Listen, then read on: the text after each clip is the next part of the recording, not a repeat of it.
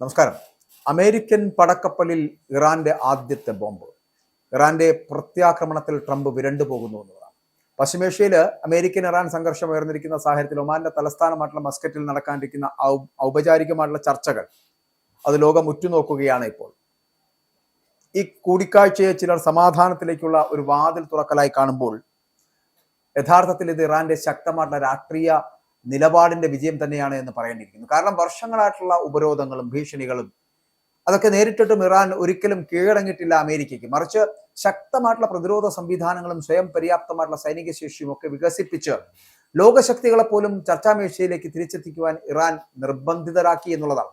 ചർച്ചകൾക്ക് മുന്നോടിയായിട്ട് അമേരിക്ക നടത്തിയ പരസ്യ മുന്നറിയിപ്പുകൾ നയതന്ത്രത്തെ സഹായിക്കുന്നതല്ല, മറിച്ച് സമ്മർദ്ദ രാഷ്ട്രീയത്തിന്റെ തുടർച്ചയാണ് എന്നുള്ള കാര്യത്തിൽ തർക്കമില്ല. ട്രംപ് ഇറാന്റെ പരമോന്നത നേതാവായിട്ടുള്ള ആയത്തുള്ള അലി ഖമേനി വളരെ ആശങ്കാകുലനാകണമെന്ന പ്രസ്താവന നടത്തിയത് തന്നെ അത്തരത്തിലാണ്. ചർച്ചാമേശയിലേക്ക് വരുമ്പോഴും അമേരിക്കയുടെ സമീപനം ഭീഷണിയിലാണ് അടിയുറച്ചിരിക്കുന്നത് എന്നതിന്റെ തെളിവാണിതെന്ന് നമ്മൾ വായിച്ചെടുക്കേണ്ടിയിരിക്കുന്നു. മാത്രമല്ല, എന്നാൽ ഇത്തരമുള്ള വാക്കുകൾക്ക് മുന്നിൽ ഇറാൻ തളരുന്നില്ല എന്നതാണ് പ്രധാന സത്യാവസ്ഥ. കാരണം ഇറാൻ ഇതിനകം തന്നെ പതിറ്റാണ്ടുകളായിട്ട് ഈ ഭീഷണികളും ആക്രമണങ്ങളൊക്കെ അതിജീവിച്ച രാഷ്ട്രമാണ്. ഇറാൻ വ്യക്തമാക്കുന്നത് ഒരൊറ്റ കാര്യമാണ്, അതായത് സമാധാനത്തിന് ഞങ്ങൾ തയ്യാറാണ്, പക്ഷേ കീഴടങ്ങലിന് തയ്യാറല്ല. തങ്ങളുടെ ആണവ പദ്ധതി രാജ്യത്തിന്റെ സുരക്ഷയുടെയും സ്വയം പര്യാപ്തതയുടെയും ഭാഗമാണ് എന്നും അത് അന്താരാഷ്ട്ര നിയമപരിധിക്കുള്ളിൽ നടപ്പിലാക്കുന്നതാണ് എന്നും ഇറാൻ ആവർത്തിച്ച് വ്യക്തമാക്കുന്നുണ്ട്. എന്നാൽ അമേരിക്ക ചർച്ചകളെ ആണവ വിഷയത്തിൽ മാത്രം ഒതുക്കുവാൻ തയ്യാറാകാതെ മിസൈൽ പദ്ധതികളും പ്രാദേശിക ബന്ധങ്ങളും മനുഷ്യാവകാശ ചർച്ചകളും ഒക്കെ കൂട്ടിച്ചേർത്ത് ഇറാനെ കൂടുതൽ സമ്മർദ്ദത്തിലാക്കാൻ ശ്രമിക്കുന്നതായിട്ടാണ് കാണുന്നത്. അപ്പോൾ ഇത് യഥാർത്ഥത്തിൽ ചർച്ചയില്ല, ഒരു രാഷ്ട്രീയ കുടുക്കാണ് എന്ന വിമർശനം ഇറാന്റെ ഭാഗത്ത് നിന്ന് വളരെ ശക്തമായി ഉയരുകയും ചെയ്യുന്നത് സ്വാഭാവികമാണ്. പശ്ചിമേഷ്യ പോലൊരു പ്രദേശത്ത് ശത്രുതയും ആക്രമണ ഭീഷണിയും സ്ഥിരമായി നിലനിൽക്കുന്ന സാഹചര്യത്തിൽ ഒരു രാജ്യത്തിന് ശക്തമായിട്ടുള്ള പ്രതിരോധ സംവിധാനങ്ങൾ ഉണ്ടായിരിക്കണം എന്നത് യാഥാർത്ഥ്യബോധമുള്ള വസ്തുതയാണ്. അപ്പോൾ ഇസ്രായേലിന്റെ നിരന്തര ആക്രമണ ഭീഷണി നിലനിൽക്കുമ്പോൾ അമേരിക്കൻ നാവിക വ്യോമസേനകൾ ഇറാന്റെ അതിർത്തികൾക്കടുത്ത് വിന്യസിക്കപ്പെടുമ്പോൾ പ്രതിരോധം ഉപേക്ഷിക്കണമെന്ന ആവശ്യം ഒരു സ്വതന്ത്ര രാജ്യത്തോട് പറയുന്നത് നീതിയില്ലാത്ത സമീപനമാണ്. അതുകൊണ്ട് തന്നെ ഇറാൻ മിസൈൽ വികസനം തുടരുന്നത് ആക്രമണത്തിന്റെ ലക്ഷ്യത്താലല്ല, മറിച്ച് തടയൽ ശക്തിയുടെ ഭാഗമായിട്ട് തന്നെയാണ് എന്ന് ലോകം മനസ്സിലാക്കേണ്ടതാണ്. ഇറാന്റെ ശക്തമായിട്ടുള്ള പ്രതിരോധ സംവിധാനങ്ങളുടെ പ്രതീകമാണ് സെജ്ജിൽ പോലുള്ള ബാലിസ്റ്റിക് മിസൈലുകൾ. ഖര ഇന്ധന സംവിധാനമുള്ള ഈ മിസൈലുകൾ വേഗത്തിൽ വിക്ഷേപിക്കുവാനും ദീർഘകാലം സുരക്ഷിതമായിട്ട് സൂക്ഷിക്കുവാനും കഴിയുന്നതാണ് എന്നതാണ് അതിന്റെ ഏറ്റവും വലിയ പ്രത്യേകത. അപ്പോൾ ഇതിലൂടെ ഇറാൻ വ്യക്തമാക്കുന്നത് ഒരു സന്ദേശമാണ്, ആക്രമണം സംഭവിച്ചാൽ അതിന് മറുപടി ഉണ്ടാകും, അതും അതിവേഗവും നിർണായകവുമായിട്ടുള്ള മറുപടി ആയിരിക്കും. ഷെജ്ജിലിന്റെ ദൂരപരിധി എന്ന് പറയപ്പെടുന്ന ഗൾഫ് മേഖലയിലെ പ്രധാന സൈനിക കേന്ദ്രങ്ങളെ ലക്ഷ്യമിടുവാൻ കഴിയുന്ന തരത്തിലുള്ളതാണ് എന്ന വിലയിരുത്തൽ തന്നെയാണ് മുമ്പോട്ട് വരും. ഇതുകൊണ്ടാണ് ഗൾഫ് മേഖലകൾ ഈ യുദ്ധം വേണ്ട എന്ന് പറയപ്പെടുന്നത്. കാരണം ഏതെങ്കിലും തരത്തിലുള്ള യുദ്ധത്തിന്റെ ഒന്നാമത്തെ വെടി പൊട്ടിക്കഴിഞ്ഞാൽ അടുത്ത നിമിഷം ഗൾഫ് രാജ്യങ്ങൾ തകർക്കും ഇറാൻ എന്നുള്ള കാര്യത്തിൽ തർക്കമില്ല. അപ്പോൾ ഇറാനെ ആക്രമിക്കുന്നത് എത്ര അപകടകരമാണ് എന്ന് തെളിയിക്കുകയാണിത്. അമേരിക്കയ്ക്ക് ഈ മേഖലയിലുടനീളം നിരവധി സൈനിക താവളങ്ങളും ഒപ്പം തന്നെ നാവിക സംവിധാനങ്ങളും ഒക്കെ ഉള്ളതിനാൽ ഒരു ആക്രമണം ആരംഭിക്കുന്നത് തന്നെ വലിയ പ്രാദേശിക യുദ്ധത്തിന് തുടക്കമാകുമെന്നത് ഉറപ്പാണ്. അതുകൊണ്ട് തന്നെ ഇറാന്റെ മുന്നറിയിപ്പ് ഭീഷണിയല്ല, മറിച്ച് യുദ്ധം ഒഴിവാക്കുവാനുള്ള ശക്തമായിട്ടുള്ള പ്രതിരോധ സന്ദേശമാണ്. ഇറാൻ പലവട്ടം ലോകത്തോട് പറഞ്ഞിട്ടുണ്ട് തങ്ങൾ യുദ്ധം തുടങ്ങാൻ ആഗ്രഹിക്കുന്നില്ല, എന്നാൽ ആക്രമിക്കപ്പെടുകയാണ് എങ്കിൽ തിരിച്ചടി നൽകാൻ തയ്യാറാണ് എന്ന് കൂടി അവർ പറയുന്നുണ്ട്. അപ്പൊ ഈ നിലപാട് ദൗർബല്യമല്ല, മറിച്ച് ഒരു രാഷ്ട്രത്തിന്റെ സ്വാഭിമാനമാണ് എന്ന് പറയേണ്ടിയിരിക്കുന്നു. ഉപരോധങ്ങൾക്കിടയിലും പ്രതിരോധ വ്യവസായം വളർത്തിയെടുത്ത ഇറാൻ ഇന്ന് ലോകത്തിലെ വൻ ശക്തികൾക്കിടയിലും സ്വന്തം നിലപാട് മാറ്റാതെ നിലകൊള്ളുന്ന അപൂർവ രാഷ്ട്രങ്ങളിൽ ഒന്നായി മാറിയിട്ടുണ്ട് എന്നുള്ളതാണ്. അത്രത്തോളം ശക്തി അവർക്കുണ്ട് എന്ന് അവർ ആത്മാഭിമാനത്തോടു കൂടി അഹങ്കരിക്കുകയാണ്. മസ്കറ്റിലെ ചർച്ചകൾ വിജയിച്ചാൽ അത് സമാധാനത്തിന്റെ വിജയം മാത്രമല്ല, ഇറാന്റെ ഉറച്ച നിലപാടിന്റെ വിജയം കൂടിയായിരിക്കും.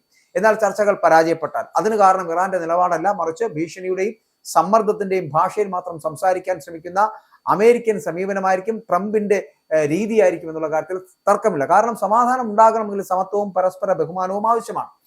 ഒരു രാജ്യത്തെ ഭീഷണിപ്പെടുത്തിക്കൊണ്ട് സമാധാന കരാർ ഉണ്ടാക്കാൻ ശ്രമിക്കുന്നത് ചരിത്രത്തിൽ പലപ്പോഴും പരാജയപ്പെട്ടതാണ്.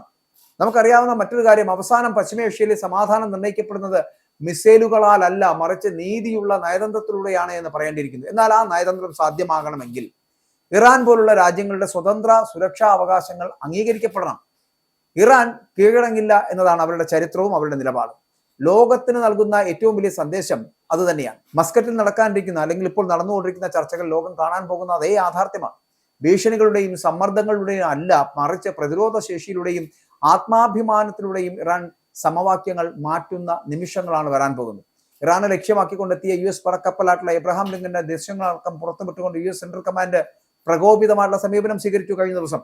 അപ്പോൾ ഇറാൻ ശേഖരിച്ച നിരീക്ഷണ വിവരങ്ങൾ പുറത്തുവിട്ടതിന് പിന്നാലെയാണ് പുതിയ സന്ദേശം ഇപ്പോൾ എത്തിയിരിക്കുന്നത്.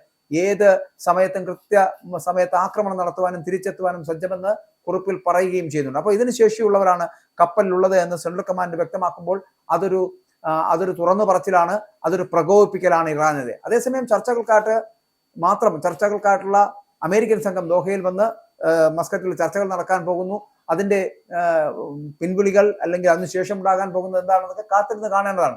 കാരണം ഇറാന്റെ ആണവ പദ്ധതികൾ നിയന്ത്രിക്കുന്നതിനുള്ള പുതിയ കരാറിന് തയ്യാറാക്കാത്ത ഒരു സാഹചര്യത്തിലേക്കാണ് ഇറാൻ പോകുന്നത് എങ്കിൽ സൈനിക ശക്തി ഉപയോഗിക്കുമെന്ന് പ്രസിഡന്റ് ഡൊണാൾഡ് ട്രംപ് പ്രഖ്യാപിച്ചതും അതുകൊണ്ടാണ്. ഇറാന്റെ പരമോന്നത നേതാവായിട്ടുള്ള ആയത്തുള്ള അലി ഖമേനി അദ്ദേഹം വളരെയധികം ആശങ്കപ്പെടേണ്ടിയിരിക്കുന്നു എന്ന് ട്രംപ് പറഞ്ഞതുപോലും അദ്ദേഹത്തെ വധിക്കുമെന്നോ അദ്ദേഹത്തെ തടങ്കലിലാക്കുമെന്നോ എന്നുള്ള സൂചനകളാണ്. അപ്പോൾ തങ്ങളുടെ ആണവ പദ്ധതികൾ, ആ പദ്ധതിയെക്കുറിച്ച് മാത്രമേ ചർച്ച ചെയ്യുകയുള്ളൂ എന്ന ഇറാന്റെ കർക്കശ നിലപാടാണ് ട്രംപിനെ ഇപ്പോൾ ചൊടിപ്പിച്ചിരിക്കുന്നത്. എന്നാൽ ഇറാന്റെ ബാലിസ്റ്റിക് മിസൈൽ പദ്ധതികളും മേഖലയിലെ തീവ്രവാദ ഗ്രൂപ്പുകൾക്കുള്ള പിന്തുണയും ചർച്ചാ വിഷയമാക്കണമെന്നാണ് അമേരിക്ക വാശിപ്പിടിക്കുന്നത്. ഇറാനെ ലക്ഷ്യമാക്കി അമേരിക്കയുടെ ഭീമൻ യുദ്ധക്കപ്പലുടെ ഒരു അർമാഡ നിലവിൽ പേർഷ്യൻ ഉൾക്കടലിന് സമീപത്തേക്ക് നീങ്ങിക്കൊണ്ടിരിക്കുകയാണ്. ഇത് മേഖലയിൽ ഒരു പൂർണ്ണ തോതിലുള്ള യുദ്ധത്തിന് വഴിവെക്കുമോ എന്ന ആശങ്ക വർദ്ധിക്കുന്നുണ്ട്. അമേരിക്കൻ സൈന്യം ഏത് നിമിഷവും ഇറാനിലെ ആണവ കേന്ദ്രങ്ങൾ ലക്ഷ്യമിട്ടുകൊണ്ട് ആക്രമണം നടത്താൻ സജ്ജമാണെന്നുള്ള റിപ്പോർട്ടുകൾ വരുന്നുണ്ട്. എന്നാൽ ഇസ്രായേൽ ഉൾപ്പെടെയുള്ള സഖ്യകക്ഷികൾ ഈ നീക്കത്തെ പിന്തുണയ്ക്കുമ്പോൾ യൂറോപ്യൻ രാജ്യങ്ങൾ സമാധാനപരമായിട്ടുള്ള ചർച്ചകൾക്ക് ഇപ്പോഴും മുൻഗണന നൽകുകയാണ്. പക്ഷേ ഇറാന്റെ മുന്നിൽ ഇവരുടെ ഒരു കളിയും വിലപ്പോവില്ല എന്നുള്ളത് കൊണ്ട് തന്നെ ഇറാൻ വെടിപൊട്ടിക്കാൻ പോകുന്നു. ഇറാൻ അമേരിക്കൻ പടക്കപ്പലിൽ ഇറാന്റെ ആദ്യത്തെ ബോംബ് വർഷിക്കാൻ പോകുന്നു. ഇറാന്റെ ഇത്തരത്തിലുള്ള പ്രത്യാക്രമണങ്ങൾ കണ്ട് അമേരിക്കയും ട്രംപും ഒരേ സമയത്തിന് വിരണ്ടു പോകുന്ന ഒരു കാഴ്ചയിലേക്ക് എത്തിയിരിക്കുന്നു.